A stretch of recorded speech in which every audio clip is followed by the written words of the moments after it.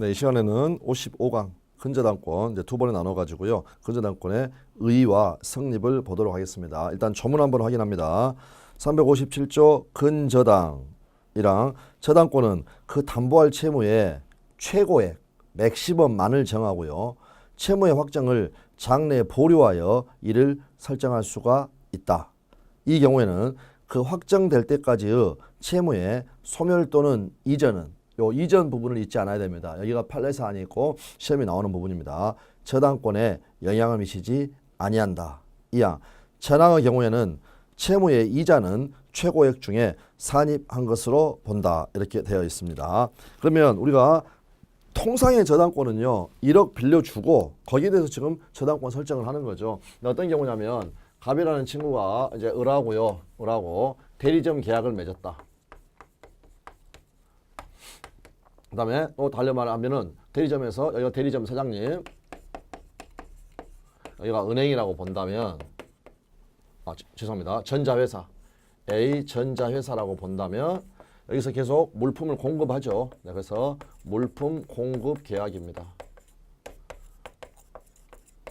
자, 그러면 이 물건이 지금 뭐 1억 원어치, 2억 원어치 해가지고 물건이 공급이 되는데 이 친구는 어떻습니까? 전자업체에서는 담보를 잡아야 되겠죠. 통상이라면. 네. 그래서 이때 이제 저당권을 설정할 수가 있다는 겁니다. 그래서 갑소유의 부동산에 대해서 이 물품 대금 채권을 담보하기 위해서 저당권을 설정할 수가 있는데, 자, 예를 들어서 물건을 1억 원어치를 1월 달에 공급했다. 그리고 여기다가 1억. 보통의 저당권을 설정을 하게 되면은요. 자, 물건이 다 팔려가지고 1억 원을 변제를 했다. 그러면 이 저당권은 무효니까 이제 변제로 무효가 됐으니까 말소 청구할 수 있죠. 그런데 어떻습니까? 이거 물건 한 번 공급되고 끝납니까? 아니죠. 또 공급되고 또 공급되고. 그래서 만약 이러한 보통의 저당권을 설정을 한다면 이거는 등기소에 말소하러만 다닐 수밖에 없다라는 겁니다. 그래서 어떻게 하느냐? 근저당이라는 걸 설정한다는 겁니다. 요 근은요 뿌리입니다. 뿌리 근자. 그 뿌리가 뭐냐? 바로 채권 최고액. 최고액이라는 것은 맥시멈을 이야기하는 겁니다. 맥시멈. 그러니까 예를 들어서 근저당권을 설정을 하고 채권 최고액 5억 이렇게 적어주면은요 어떻게 된다는 겁니까? 그 최고액 한도에서 우선 변제를 받고 계속해서 물건 자기들이 내가 5억에 지금 채권 근저당권을 가지고 있으니까 물건 공급을 조절을 하면서 거기에 맞게 할 수가 있다라는 거. 네, 이러한 것을 근저당권이라고 합니다. 그럴 때 근저당권은요 부종성이 완화되어 있다고 합니다. 부종성이 완화가 되어 있어가지고 보통의 저당권은 어떻습니까? 두목이 소멸하게 되면 저당권도 소멸하고 두목이 나가게 되면 통상적으로 저당권도 그에 수반하는 거죠. 근데 보니까 방금 소멸 또는 이전은 이 저당권에 영향을 미친다 안 미친다? 똘마한테 영향을 미치지 않는다.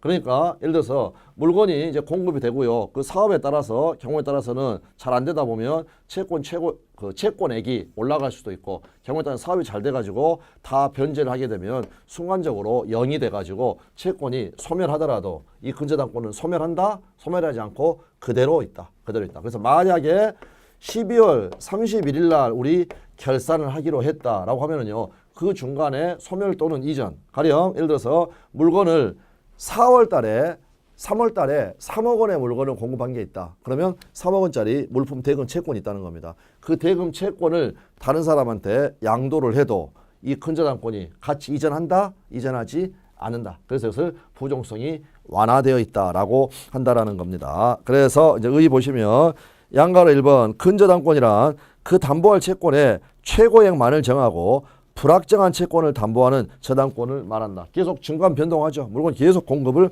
하고 있죠. 근저당권이 일반 저당권과 다른 점은 무엇보다도 그 담보할 채권의 확정이 장래에 보류되는 것이다. 이렇게 되어 있습니다. 그러면 여기서는 지금 12월 31일 날 확정하자고 그랬죠. 그때 남아있는 잔존하는 그 채권. 여기에 이제 피담보 채권으로 확정이 되는 겁니다. 네, 그렇게 해서 양가로 2번 한번 읽어봐 주시면 되겠고요. 다음 조금 전에 저희가 357조의 2항을 읽었죠. 그래서 거기에서는 이렇게 해서 하나 기억하십니다. 이산 다음 부실 이자는 뭐라고 됐습니까? 산입되고라고 됐죠. 산입된다는 말은 채권 최고액에 이자가 포함된다. 그러나 실은 뭐냐? 실행비용.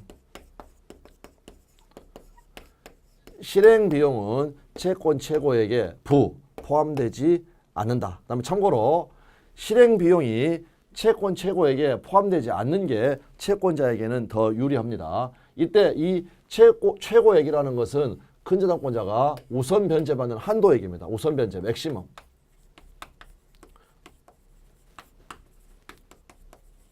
그러면 만약에 극단적으로 실행비용이 가령 4억이 나왔다. 4억이 이 최고액에 포함이 된다라면요. 실질적으로 받는 건 1억밖에 안 된다는 그런 결론이 나옵니다. 그러니까 실행비용은 포함되지 않는다. 산입되지 않는다. 이게 근저당권자에게는 더 유리한 것이다. 일단은 이렇게 확인을 해 두십니다. 근저당권의 성립.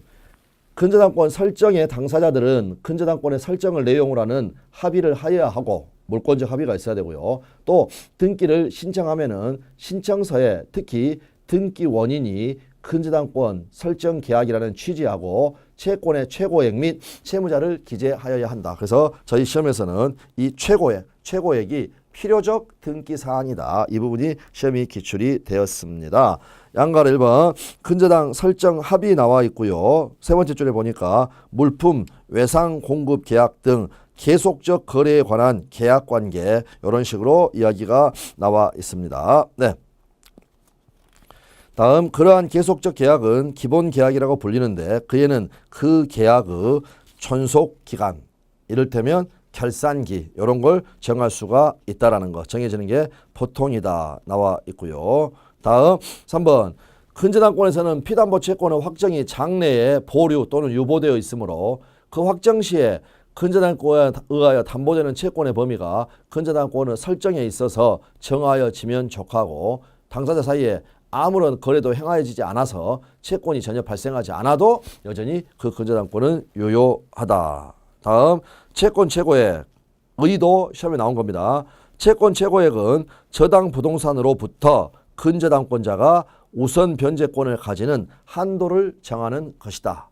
그렇게 되면은요. 만약에 여기 채권 최고액 5억 해가지고 저당권이 설정이 되어 있으면 다른 또 돈 빌려주는 사람은 이 부동산이 가령 10억짜리면 이 친구가 5억 전부 우선 변제 받아갈 수가 있으니까 10억에서 5억을 빼고 나머지 잔존 가치만 가지고 이 담보물의 가치를 파악하게 됩니다.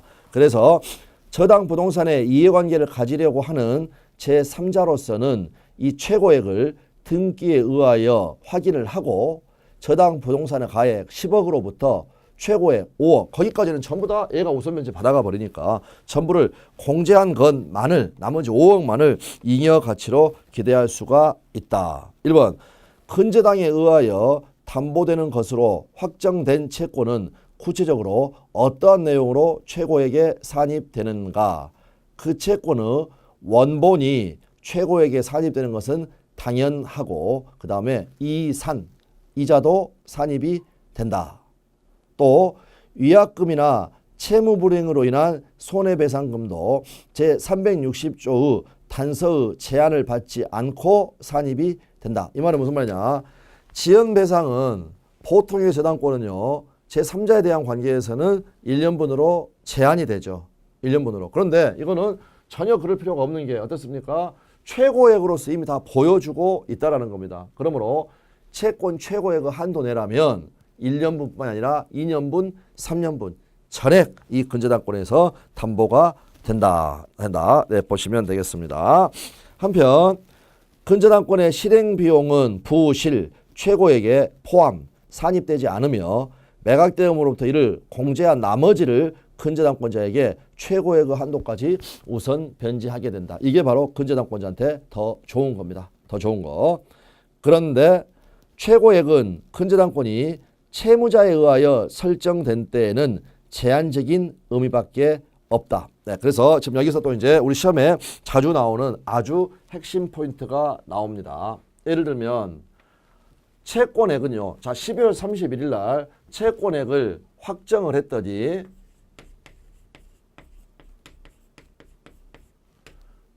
5억 5천이 됐습니다. 근데 여기서는 최고액은 얼마입니까? 지금 5억으로 되어 있죠. 즉 이처럼 확정 채권액이 최고액을 초과할 때 5억만 변제를 하고 말소를 청구할 수 있는 사람이 있고요. 그 다음에 5억 5천 전부를 변제를 해야 말소를 청구할 수 있는 사람이 있다라는 겁니다. 그럴 때 5억만 변제를 하면, 즉 최고의 범위 내에서만 변제를 하면 되는 이 사람이 바로 물상보증인하고 다음 제3취득자입니다. 다음 채무자와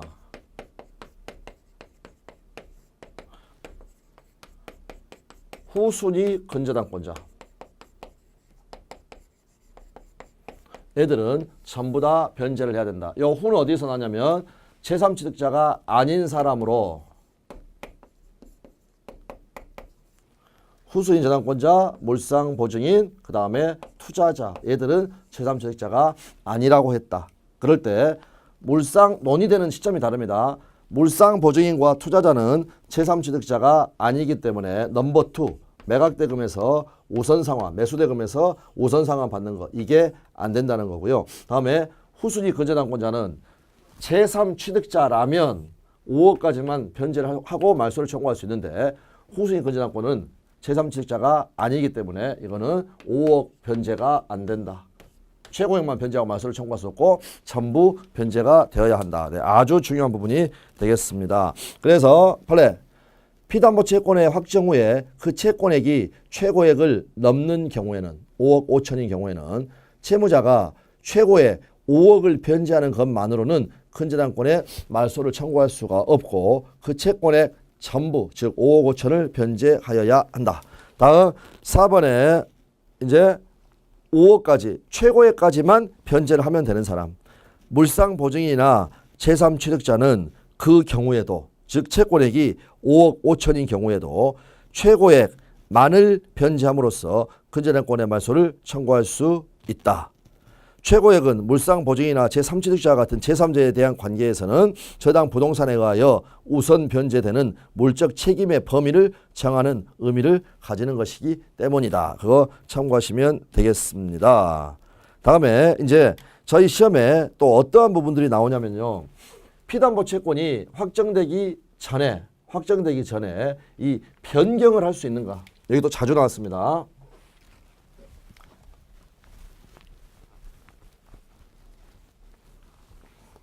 그래서 변경할 수 있는가 이런 질문들이 나옵니다. 가령 확정 전에 채무자를 변경할 수 있는가 또는 채무의 범위를 변경할 수 있는가 나오면 전부 다 변경할 수 있다. 이렇게 하시면 됩니다. 다음 채무 원인을 변경할 수 있겠는가 이때도 변경할 수 있다. 근데 여기서는 뭐까지 알아두시면 되냐면 채무 원인을 변경하고자 할 때 그 후순위 권리자의 동의 같은 건 승낙 같은 건 필요치 않다라는 거. 왜 그렇습니까? 이미 최고액을 지금 등기로 공시를 해주기 때문에 후순위 권리자들은 어떻습니까? 채무 원인을 변경한다고 해서 피해보는 게 없다. 걔들은 10억에서 최고액 5억 제하고 잉여 가치만을 기대할 수밖에 없는 사람들이기 때문에 승낙 같은 건 필요치 않다. 그 다음에 존속기간, 최고액 이러한 것도 변경할 수 있다. 다만 이때는요. 그 등기부상 이해관계인인 후순위 권리자가 없어야 되겠죠. 권리자가 없다.